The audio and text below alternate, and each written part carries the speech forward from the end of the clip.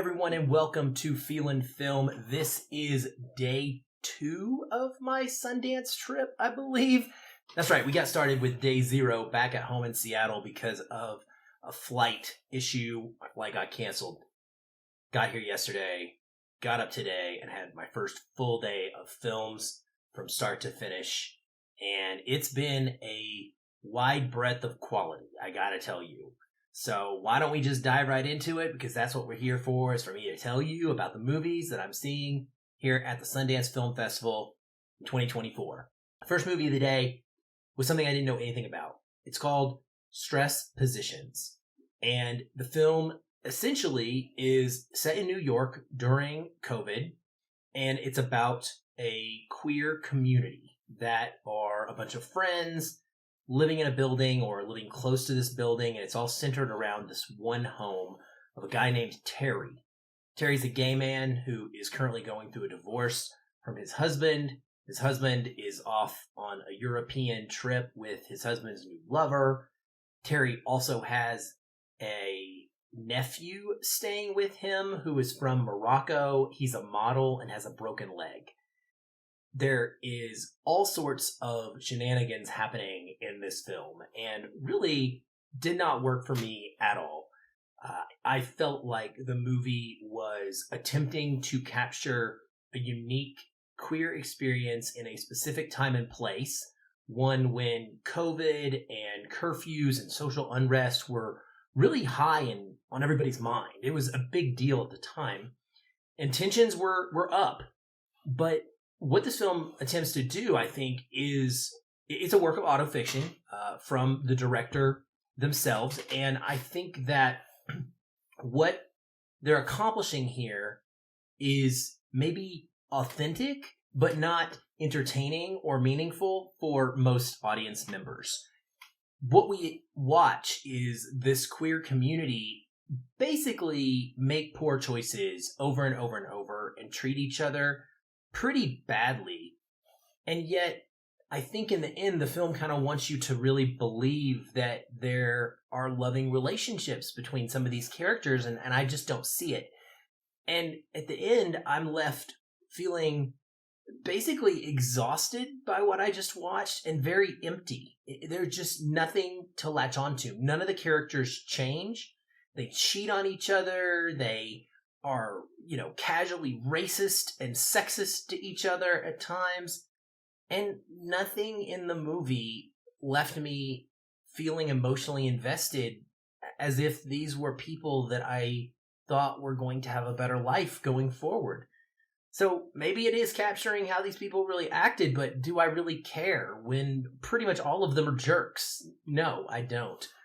There is a little bit of a heartfelt storyline in there for the Moroccan young man character who's the model and the nephew staying with Terry. He's going through a life-changing exploration of his own gender identity, and it's pretty touching the way that it's managed. He will occasionally drop in and narrate some sections of his life as he's recounting it and taking notes to write a book. This is very wildly differing from the manic, fast-paced, and kind of crazy tone of the rest of this very loud and obnoxious movie. So, StressPositions did not work for me. I figured there may be an audience for this somewhere out there, but not this guy. After that, I was able to embark on a string of 3 straight premieres for films that I was very much looking forward to. This was probably my most anticipated day overall of the festival because of this. Kicked things off with LoveMe. This is a film starring Kristen Stewart and Steven Yeun as a buoy and a satellite who fall into a romantic relationship about 200 or so years after humanity has disappeared off the face of the planet. Yeah. Essentially, what this is kind of like a live-action Wall-E and Eve situation, where the two characters are, instead of robots who don't speak to each other, they start off that way in this one as objects that can't communicate, but then they kind of use their computer learning to get to the point where they can communicate, And then they project themselves as avatars, of course, as the actors themselves, into like a VR type space so they can interact and have a relationship, and it starts growing from there. It's very quirky, it's very weird.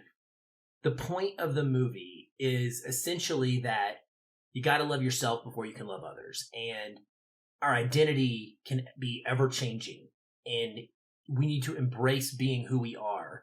It really hits on the kind of social media obsession right now with wanting to be seen and wanting to put a certain face forward. So the two characters, they at one point are sort of attempting to live the life of a YouTube influencer couple. And this one of them struggles with this. The other is very staunch and wants to follow that script to the letter. And so the movie's telling us, hey, look, this is not the way that you are going to embark on an authentic relationship. By faking who you are and trying to be perfect, getting the camera take just right. It's kind of funny because I'm doing these vlogs right now and I'm not doing camera takes like I would do for my normal film reviews, and I will later for these Sundance films, of course. But, it's tough. It's a little bit intimidating because you're going to mess up. I'm going to speak wrong. I'm going to flub something or look weird, and I can't fix it. So I understand that. And the movie captures that well. And it's very fun. It's got really great visuals. It's got some interesting stop motion animation at times with Steven Yeun and Kristen Stewart as their characters interacting. So visually, yeah, it was really appealing that way. I just thought that the themes were very obvious from the start. And so ultimately, while it was well acted and it looked good, it felt like it eventually just kind of became repetitious, I should say, and kind of hammered home the same thing over and over and over. And I really don't like movies that do that. It feels like things get stretched unnecessarily way too often. And that was what this one did for me. It didn't have quite the emotional impact. I liked it, though, overall. I just came into it with its really interesting, unique sci-fi premise, hoping for something like masterful, and I didn't come away feeling that way. Movie number 3 was The American Society of Magical Negroes. Now, I think pretty much everybody who's seen this trailer has an opinion on it, and that is understandable. This is a work that is always going to be something that is probably divisive and spark conversation because of what it's about. The concept here is Justice Smith plays a character who gets recruited into the titular American Society of Magical Negroes. So for those who maybe aren't aware, a magical Negro is essentially a supporting black character whose sole purpose in a narrative is really to assist a white person and make sure that the white person's dreams kind of come true. I would point to a character like Bagger Vance, Will Smith's Bagger Vance in The Legend of Bagger Vance, as an idea of what a magical Negro is kind of like.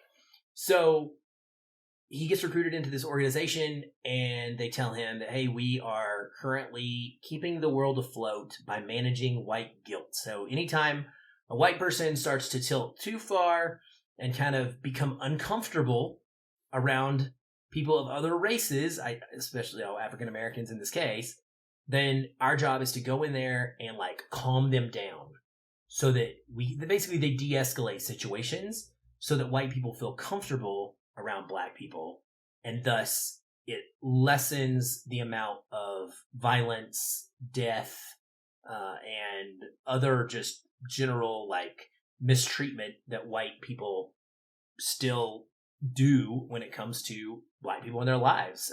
And so it could go very wrong, but it doesn't. I think it's an absolute blast. This is a satire that is extremely sharp, very smart, very, very, very funny. Constantly, David Alan Grier plays like a mentor to Justice Smith's character, and he is just an iconic actor doing a wonderful job. He has such a gravitas about him. I loved him in this. Just charming as can be. And then this film kind of also splits off and does a little bit of a rom-com thing as well, like mixed in there, which I really appreciated. The other thing I love about it is that it seems to be encouraging self-reflection, primarily for white people, without ever condemning people. So it understands that there's a difference in casual racism or implicit bias and outright bigotry. And I think that it handles that very challenging thing, like it walks the tightrope really well. It's not a perfect movie. There are things about it that I kind of roll my eyes at here and there, but the world building is really solid over mostly. There's a couple things I didn't really love about the world building. But yeah, overall, really fantastic film, and one that I immediately, like Your Monster last night, wanted to go sit down with people and talk about it, especially my black friends. I want to know what they think, and I want to hear their perspective and compare it to the way that me, a white dude, took the movie. But as far as I'm concerned, I had a blast with it, and it's right up there with the best things that I've seen so far at the festival on a narrative basis. Into the night with another highly anticipated film called Sasquatch Sunset. I didn't know anything about this, much like StressPositions, and hey, maybe here's a running theme. I came out of this one very disappointed. Perhaps I should do better research and not go into films blind as much.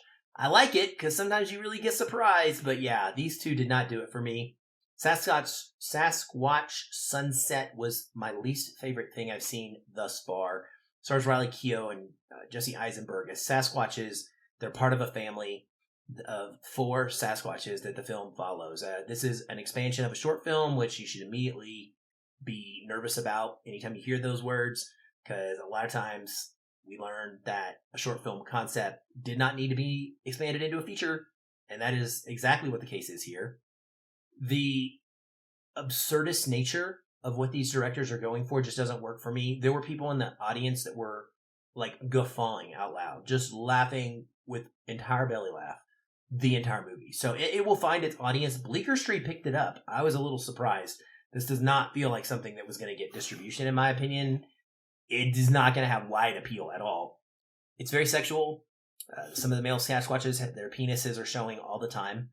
Often in erect. There's Sasquatch sex, and there's constant like mentions and depictions of sexual things with the Sasquatches that I just don't understand why that's the way we go with it.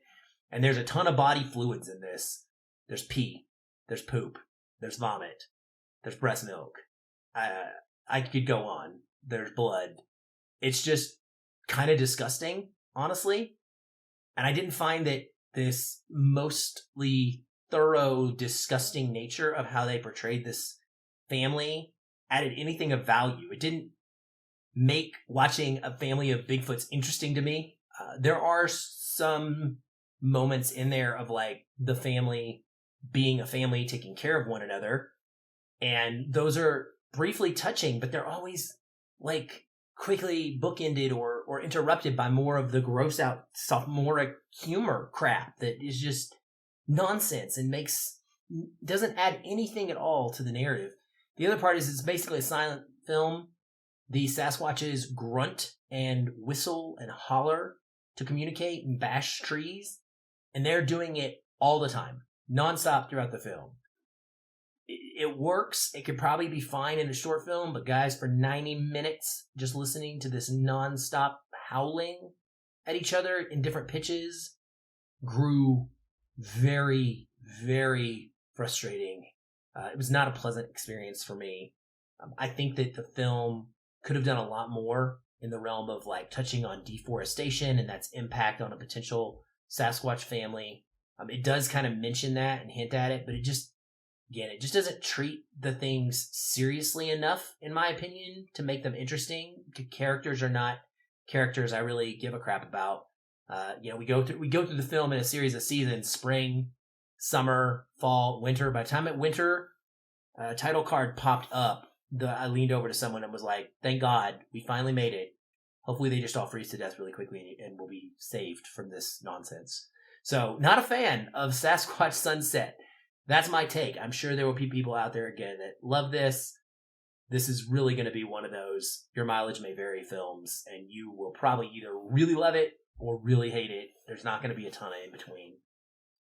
Well, that's it for day number 2 of Sundance 2024. Thank you all for tuning in and watching. I hope you're enjoying the reviews. And if you're in Park City or Salt Lake City and you have a chance, maybe you can grab a ticket and go see one of these films that interests you. I'll be back with more from Sundance in the next couple days. Until then, keep watching and keep feeling film.